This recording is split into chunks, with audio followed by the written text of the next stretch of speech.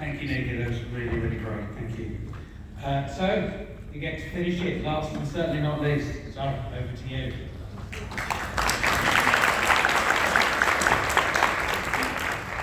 Not easy to be the last speaker. I will try to have your full attention, and I hope you can bear with me for the next 25 minutes or so. So, I start with a picture of my city, Milan. Some of you might have been visiting Milan recently. It's a wealthy city, it's the economic engine of Italy, capital of design and fashion. It's a great place to be. But Milan is also this.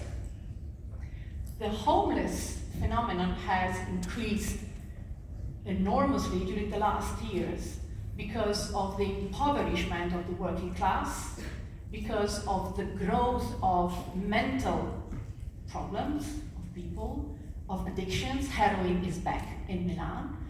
And also because of the pandemic and the growth of living costs. And of course, the phenomenon of homeless people is physiological to all big cities, but it has never been as severe as it is now in Milan. Statistics say that there are 100,000 people living in the streets in Italy, and 8,450 live in Milan. This is what the government says. Sadly, there have been in 2022 393 homeless people dying, and it's scary if we think that in 2021 it was 250. So this gives the idea of numbers rising. We know the numbers about how many people live in the streets, more or less, but we don't know how many of them live with a dog and share their life in the street with a dog. But it's enough to have a walk downtown Milan in the evenings, and you will notice tens of people sleeping with their dogs. And I noticed that when I came back to Milan after commuting to Romania for over 15 years, and I started going back to movies, and I got out from the cinemas and I saw all these people in a row just sleeping there, and it was pretty shocking to me. But Milan is also a dog-friendly city, so I also noticed that the Milanese were very, very generous toward these people and were providing food to the animals, which were quite in good condition. I've been following during the last years the work of this amazing British organization, which is called Streetback UK. You might know them. And I've always been inspired by their work. They were founded in London, but then they extended their operations to 18 locations throughout the UK. And I've really admired their work, and it's a group of veterinarians providing vet services to the animals of the homeless in the UK, which are 271,000 people. But why should Save the Dogs be involved in this kind of project? Actually, I don't know if you've ever heard about us, but Save the Dogs was founded by a crazy 29 years old Milanese girl who quit her job at some point of her life and moved to Romania because she was shocked by the cull of stray dogs in 2002, and that girl was actually me. And to make a long story short, we created this rescue center and spay neuter clinic in in a remote area, southeast Romania. So we've been very much into rescuing dogs and cats and spaying, neutering animals. We did over 42,000 sterilizations, and we owned over 8,000 dogs during this period. So in 2018, after we finalized the clinic you see in this picture, I spent more time in Italy, and I felt that there was a change in the mood of donors.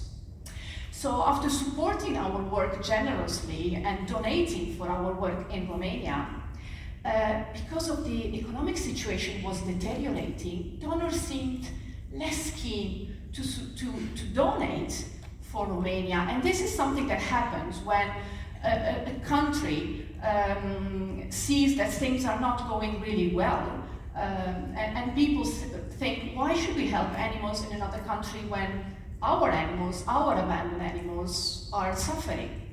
So it's important that the organization understands this change in the mood and takes action, because the risk is that you lose your donor base. And that was the moment when we decided to start some spay and neuter programs in Italy, especially southern Italy, where we have a problem. And I think this was a very good move we made.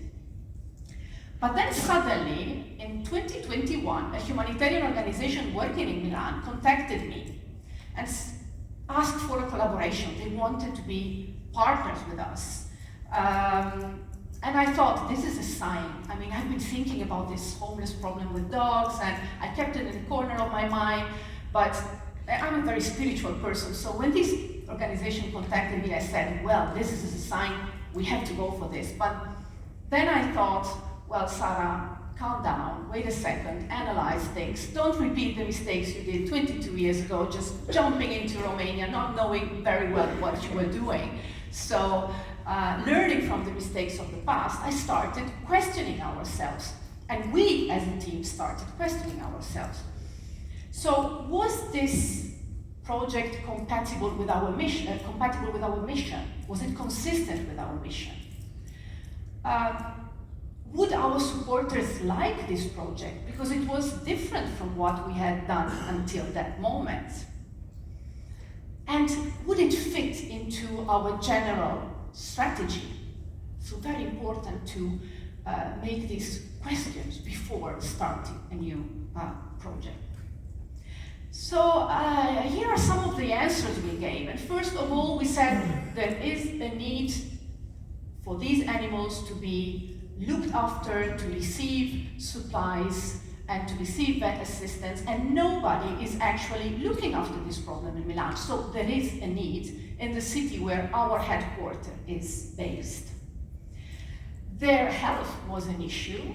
Their reproduction was an issue, because we saw litters of puppies born in the streets, given away. Nobody knew where this litter would end up, and some would end up in the shelter, in the municipality shelter in Milan. And so this was something absolutely consistent with our mission and our priorities. And there was a vacuum in Milan.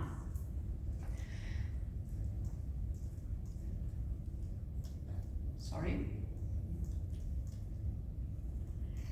We've also been very much focused on responsible ownership, and we perceive spay and neuter as part of responsible ownership. And even if this is an unconventional ownership, still it is people sharing their lives with pet animals. And also, it has been a pillar for us to help people in difficult economical situation, to guarantee vet assistance to their pets. So in Romania, in our clinic, we've always been very supportive to people needing veterinary care. But beside these thoughts, we also had a more strategic thinking. We realized that not having our premises in Italy was preventing us from having sponsorships from Italian companies. We had a beautiful facility in Romania, 2,000 kilometers away from Milan. So most of the companies would tell us, we're sorry, but as you don't have a facility, you don't have a project here, we won't support you. And this was a problem for our fundraising. So having a project in Milan would have probably helped us finding more partnerships and more corporate supporters. So we also had to evaluate the risks of this project. And we didn't know how animal lovers would react, because we know there is a stigma around homeless people. Also, we didn't know how our community would react, and we were thinking, we need to test the reaction of our community, understand how they perceive this project. And third, we needed to overcome this merciless judgment which surrounds these people, because we tend not to be very empathic with people that have mental problems or have addictions. So the challenge of the project was actually making people understand, technology is not helping me today, that the target audience of Save the Dogs were not the beggars exploiting the dogs to get money, but those homeless people that had a deep, sincere friendship with their animals. And we decided to take up this challenge. But the decision was, let's go for a 6-month project and make a test. First of all, we got the induction from Street Vet UK, an organization I want to thank, and I really want to thank especially Jake Stott and Anna Minoli, who took time, and they are super busy, to train our street unit manager. So as somebody said this morning, you don't have to invent the wheel. There are other organizations out there already that have gone through a lot and can give a lot of advice. And I wish this generosity was more common in Italy, especially. But thanks God we have Street Vet UK. But we decided to adapt the Italian, the project to the Italian context, because Italy is a different country. For instance, we could not find veterinary volunteers able to run these units, and we went for dog trainers, professional dog trainers, helped by other volunteers with the right soft skills. We also decided to enhance very much the existing relationships with volunteers from the NGO, actually the NGO that had contacted us, because this would have been a shortcut to gain the trust of these homeless people instead of building a friendship from scratch. So again, here we've heard a lot the word collaboration today. So collaborating with humanitarian organizations is really key to success for this kind of projects.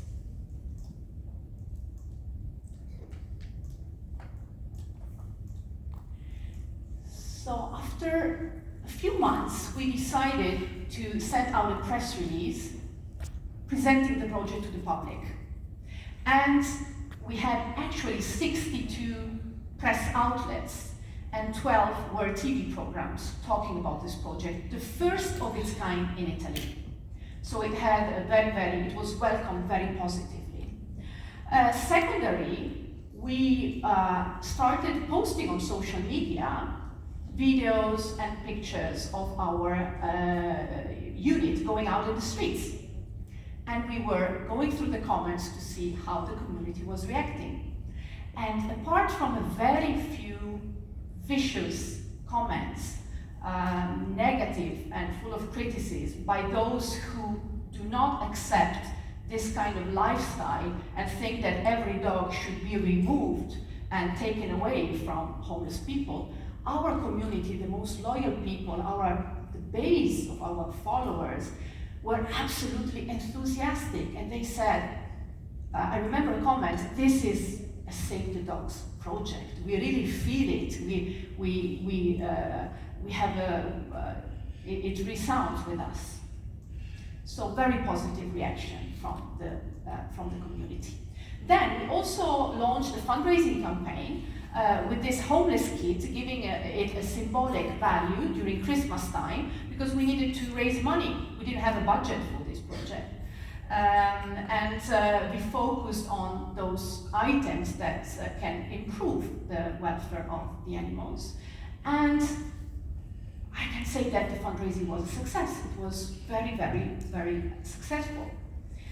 So after this 6-month project, pilot project, things turned out well, and we decided to go on and to go for 2022 as a first year with more networking with humanitarian organizations.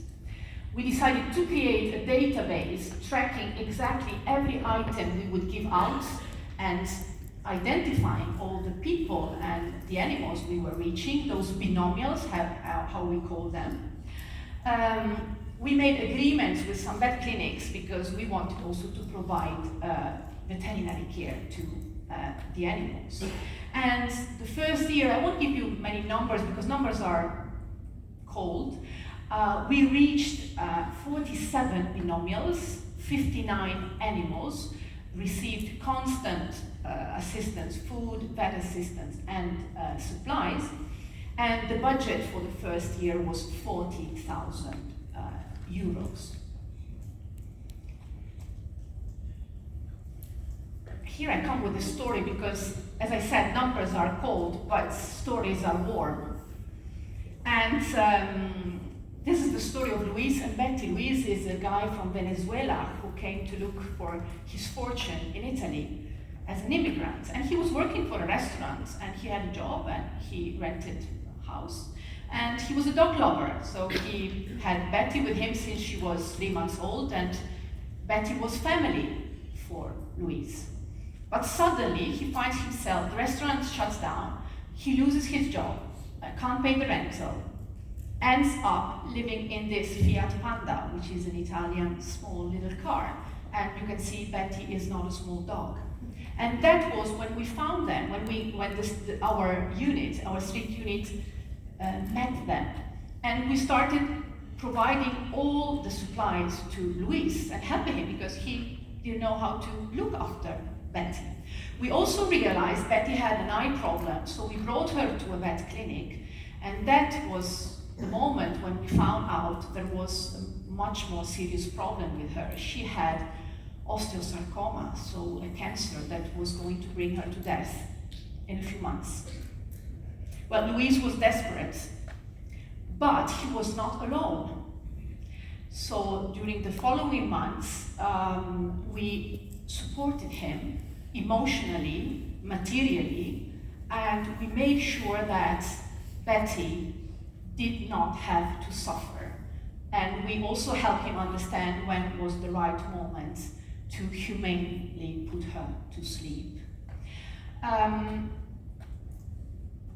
It's a happy ending because Luis starts a new life.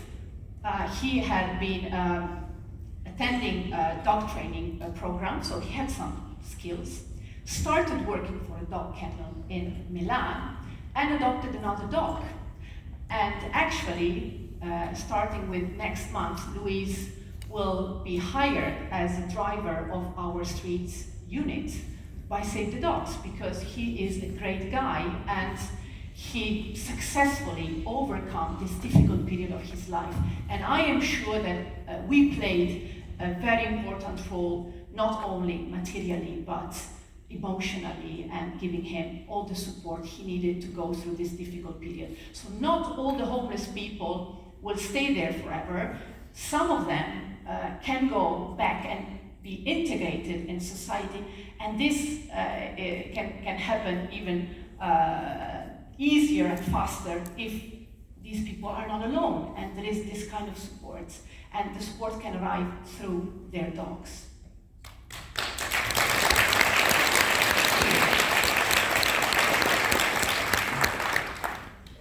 So year 2, 2023, we want to improve, we want to do more. We managed to get these vouchers for free sterilization, so we don't have to use our budget to sterilize the dogs. So through the municipality and the vet services in Milan, we managed to have these vouchers. We received the patronage of the Milan Vet Organization. We find some vet volunteers that enter the team and that provide some basic checks of the dogs, and this allows us to insert microchips in the dogs. And this is something very important that has happened this year. We finally get into the database of the municipality where all the humanitarian organizations put the data of the people. But even if the people had dogs, it wasn't mentioned anywhere. So we are entitled to enter the database and to add the information about the animal to the person. So these animals are not ghosts anymore. They have full dignity. And this is very important also to change the mentality of institutions and of other humanitarian organizations, because it brings value to our work and it brings value to the animals. The second year we have reached so far, so this is it's not the final figure. We've reached 58 binomials and 85 animals, and we're probably going to spend around 80,000 euros, so double the budget of the previous year. So what are the perspectives of this project? First of all, we are working in order to extend the services to people living in social housing or those accessing soup kitchens. So this is the first step. We also would like to extend our work to more city neighborhoods. We've been very much focused on downtown and one of main train stations in Milan, but we are sure there are homeless people that we haven't reached yet. And of course we'd like, but this is not imminent, but we would like to start similar projects in other Italian cities where there is a similar problem. But the greatest value of this project, without any doubt, is a cultural value. So far, companies and foundations in Italy has not taken into consideration the work of animal welfare groups. There is this kind of prejudice surrounding our work.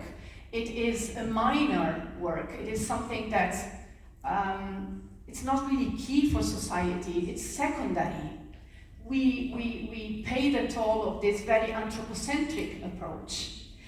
And our belief is that through projects that focus on the animal and human bond, we can open the eyes of those that believe that our mission and our work doesn't have full dignity.